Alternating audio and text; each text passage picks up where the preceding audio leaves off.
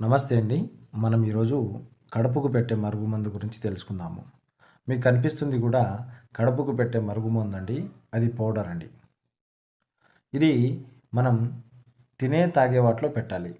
అంటే ఇంట్లో వండుకునే ఏ కూరలో గానీ, కూల్ డ్రింక్‌లో గానీ, జ్యూస్‌లో గానీ, స్వీట్‌లో గానీ, ఫాస్ట్ ఫుడ్‌లలో గానీ, ఇలాంటి తినే, తాగే వాటిలో దేంట్లోనైనా పెట్టుకోవచ్చండి.